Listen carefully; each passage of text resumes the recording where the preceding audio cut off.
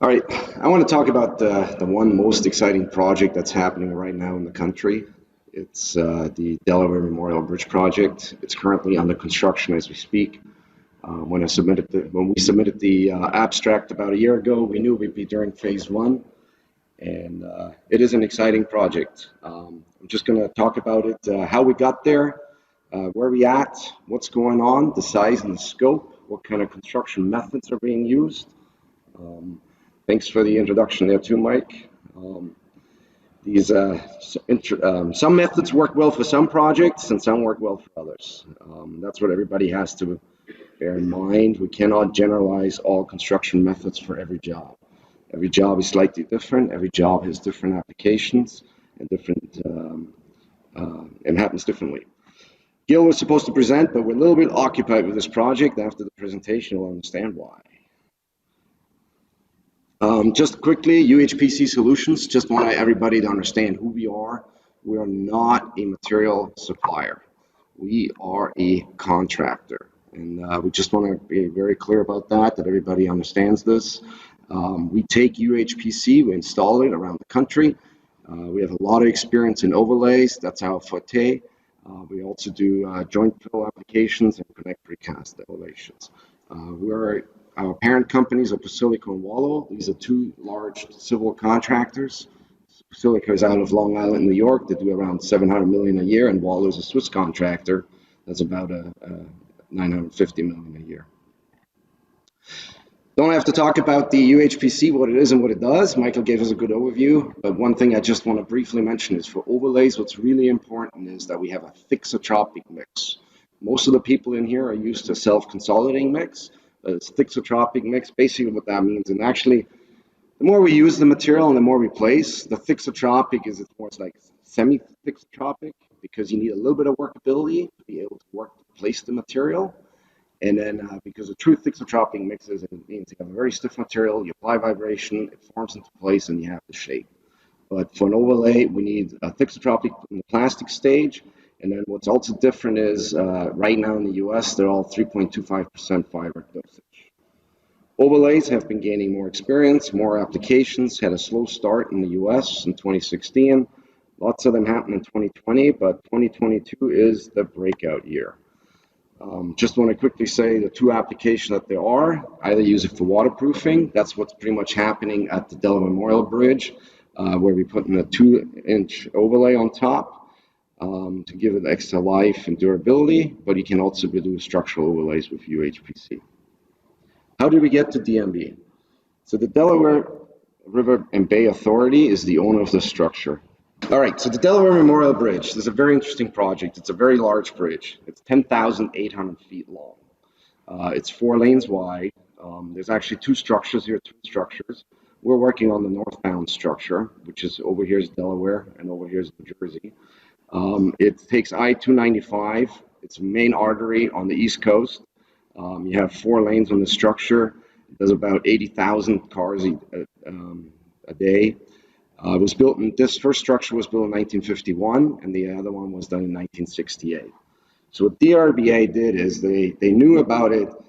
If they do a UHPC overlay on this project, current construction methods are not ready. Like all the projects that we're seeing right now and around the country are small bridges. You have like 100 feet, 300 feet. They're small, tiny bridges, easy access and how to get to. So what they did very smartly there is before they got into it and put a large contract out is they did a contract in 2020 and see what can the industry do. In there, they did a section on the suspension span, the truss span, and the girder span, a total about 1,000 feet, which at the time was the largest UHPC placement that has happened in the country so far, and see what they can learn from it. What was different there is they did a 3 3/4 thickness overlay, and they really had to push it because for this project you want to go from joint to joint to joint. And at the time, we had to do a 90-yard pour in 8 hours. And the equipment and methods weren't available yet to be able to do this kind of capacity. As Mike was mentioning, as smaller mixes were used, and we had to use 4 in a row. But we made it work to be able to prove to the owner that this is possible. And this really led to it that DRBA in 2020, at the end of Christmas year in 21, put the project out for tender, for bid, to do the entire northbound structure. It's a $71 million project. It's going to be done in 3 phases over the next, we're right now in phase 1 in the fall. It's really about the traffic. We cannot impact the traffic. It has to be controlled. WSP did the design on that. What has changed also is rather having a 3 3/4 overlay, we're doing a 2-inch overlay. What's also changed is in the pilot, you did everything just hydrodemo. Here, now we're going to do mechanical milling first, take an inch off, and then do hydrodemolition for another inch. Also, the centerline joint was much more simplified. And again, it was really important, joint to joint, in the traffic restrictions. So for us to get, we have 2 lanes to work in, and to get the 3rd lane, you could only get that one at night for placement techniques if you needed to, which was done in the pilot. So basically, we have 3 phases. This first phase now is happening in the fall. We just started. I just came from Delaware yesterday. We started it on Labor Day, and we have to be done by Thanksgiving. What's involved? We're going to do lanes 1 and 2, which is the outside lanes on the structure, and it's halfway from Delaware to the top of the bridge. This just has to be done by Thanksgiving. The second phase will be taking the opposite lanes on the other side, lane 3 and 4, start in Delaware, go on top, and all the way across down to Jersey, which is 1,800 feet. That's going to start in the spring of 23, and it has to be done by Memorial Day. And in between, we're going to have the interactive conference in Delaware. Hopefully, people can come and visit us. And then on the 3rd phase will happen just around this time, from a year from now, where we're going to start continuing the lanes 1 and 2 that we're working on right now, and work from the top down towards New Jersey. So let's talk about phase 1. This is the phase we're doing right now. So this phase is exactly, if we're starting here from Delaware, all the way to the top of the span, it's 5,400 feet, 123,000 square feet with overlay. The estimated volume is about 1,500 to 1,200 cubic yards. Today, we already have, I'll show you guys a video later on, a very live video of where we were yesterday. But here it's just a high overview on the methods that are being used. As I mentioned, we start with milling first. So 1 inch of milling was removed. And then afterwards, hydrodemo was done for the last inch, which actually, we did improvements on that too. The hydrodemo is here's a 5 nozzle head hydro. And you're going to see in the picture, it's a very uniform surface. It's a very smooth surface. If you do other hydrodemolitions that we have seen around the country, you have a very abrupt surface. The smoothness here actually helps, give us a better finish, less entrapment, a lot smoother. We're very excited about the turnout of this, and the owner too, about the surface of preparation on the existing deck. And with the 2 inches, pretty much right now on that half of the bridge, we are just about the rebar and around the rebar. For efficient mixing, we went a different way, which was actually a unique way. We had lots of discussion in the team how we're going to mix and how we're going to place it. Are we going to do a ready mix truck? Are we going to do mega plant on the bottom? But in the end, the decision was made, we're going to have 2 plants that are on deck where we can mix, batch, and place the material for various reasons. First of all, we're in charge of the schedule. We do not need the 3rd lane. We can do it in 2 lanes, day and night. We can construct whenever we want, when we are not limited by the timing that you have to be out of there within 8 hours. Also, we are mixing the material right on the deck, so we have a short distance. We have quick access to place it. As you can see, there's a solid concrete barrier. If you would have to drive around and try to get into the construction site, you're going to have to back it up probably for 5,000 feet. So for us, what we have decided was we're going to make we have 4 cubic yard mixers. Right now we're getting 16 yards an hour. Some of them mixing within 22 minutes. And we're using big, large dumpers. And then from the dumpers, we bring it down to the construction site and then put it in front of the paver, place it, and finish it. For that, even the material supplier, we're using Lafarge. They have done improvements to the Mix 2 from the pilot. It's a very smooth, long-working material. And then curing. no plastic sheeting. So we did that. We also found ways to make it work. For this project, there's no plastic sheeting required, which was very important for us too, for two reasons: to prevent any indents, and second of all, if you are on this bridge, it's windy up there. Trying to hold down plastic tarps, they fly all over the place. It's an unsafe condition. It's not only dehydration of the material, but plastic can easily fly over into the other lane. I'm sure people have seen me put this picture up many, many times, but it really comes back to that. You need a great surface preparation, efficient mixing, consistent material supply, because what's very important, you don't want to have that paver stop. When the paver starts, you want to keep chug away, and work away. Right now, with the procedures we have, yesterday I just left there. We did another 85 yards in the morning. We're done within 5 hours to place that.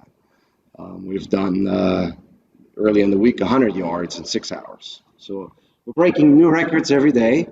We're about halfway into the project of this phase, so over 300 yards have been placed. All the hydro demo has been removed.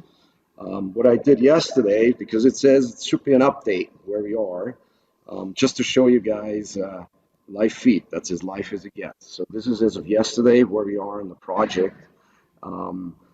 Starting on the Delaware side to go up, and you can see the size and the scope of this project. And I hope I do this right. Hang on a sec. How do you start the video? It's embedded there, Kyle. Now I don't need the pen anymore. Oh, here we go. Is that it?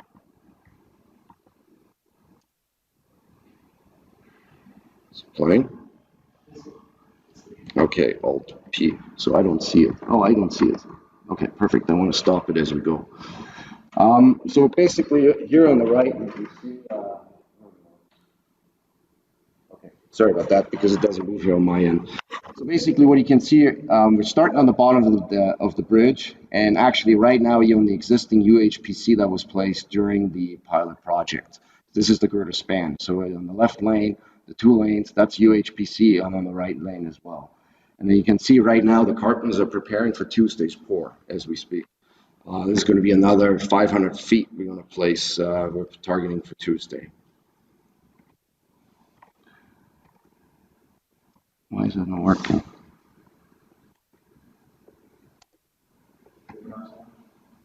Okay. Alrighty.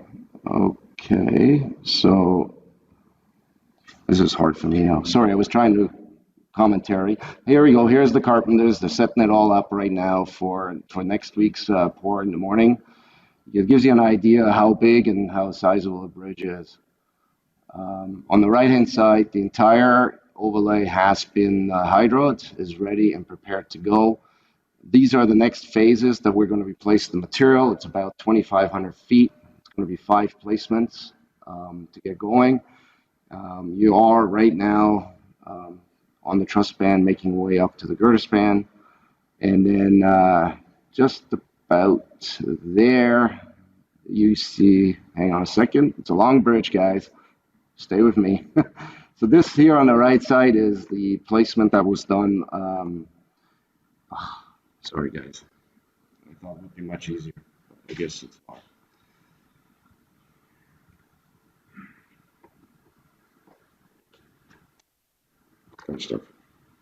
Oh, man. Everybody wanted to see the plants, I'm sure.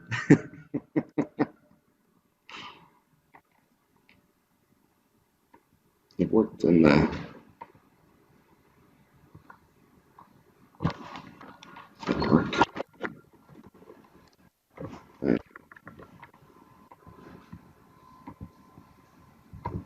Nope.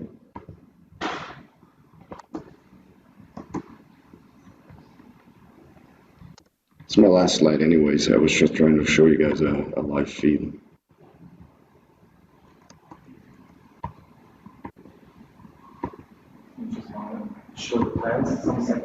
No, I was just running it through. I guess I'm driving too fast, so I can't. Yeah. There we go. Now, is it running for you guys now? Perfect. Now I can see it. If I do Alt P, it works. Stop. All right. Here's the existing UHPC. driving over on top. Going to have to go through again another 2,000 feet while we're trying to get ready. Tell you this, but basically on the right-hand side here is the last cleanup work that was completed. Again, this is Saturday morning before our 85 cubic yard placement that's done on top of the suspension span. Here you can see it's all ready, clean. Now it's just forming and railing is required to get ready for the paver and set that all up. All the grades, like all the high spots, have been removed from the hydro demo. And then as we approach the top, they're just doing currently the checking of the overlay that we have no high spots. Here on the right, this is a placement from Wednesday and Thursday. Then we're heading where the light poles are here, existing UHPC overlay from the pilot project. And here on the right, this was placed on Friday. Those are the 400 feet there.